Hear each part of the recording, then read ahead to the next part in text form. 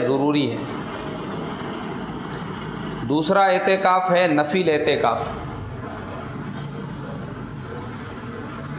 جو ائمہ ہیں دوسرے، ان کے نزدیک نفل اعتکاف جو ہے وہ ایک دن سے کم کا نہیں ہے، تینوں اماموں کے نزدیک۔ اگر آپ کو نفل اعتکاف بھی کرنا ہے تو اس کے لیے آپ کو ایک دن کا اعتکاف کرنا پڑے گا، لیکن ہمارے امام اعظم ابو حنیفہ رحمۃ اللہ علیہ کے نزدیک نفل اعتکاف کی کوئی لمٹ نہیں ہے۔ نفل اعتکاف آپ آدھے گھنٹے کا بھی کر سکتے،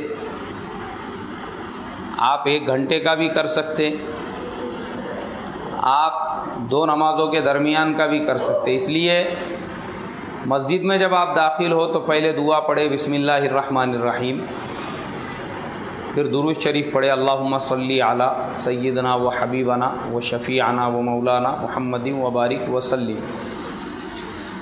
سیدھا پیر مسجد میں ڈالے، مسجد میں داخل ہونے کی دعا پڑھے اللہم افتح لی ابواب رحمتک، اور اعتکاف کی نیت پڑھے بسم اللہ دخلت وعلیہ توکلت ونویت سنت الاعتکاف۔ اب آپ جتنی دیر مسجد میں رہیں گے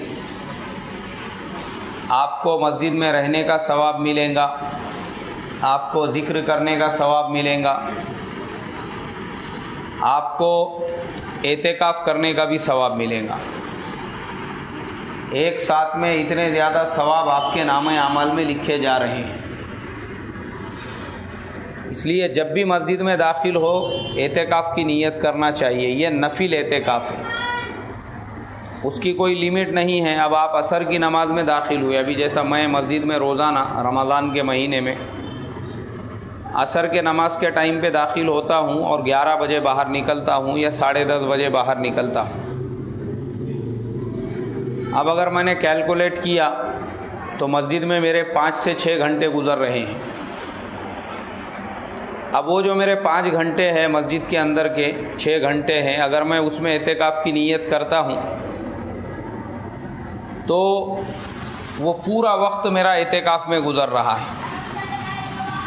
اور کوئی بھی آدمی ہو، جو آدمی مسجد کے اندر جب بھی داخل ہو رہا ہے وہ اعتکاف کی نیت کرنے کے بعد 2 گھنٹے 4 گھنٹے 8 گھنٹے جتنا بھی ٹائم مسجد میں رہے گا اس کو مسجد میں نفل اعتکاف کا ثواب ملے گا۔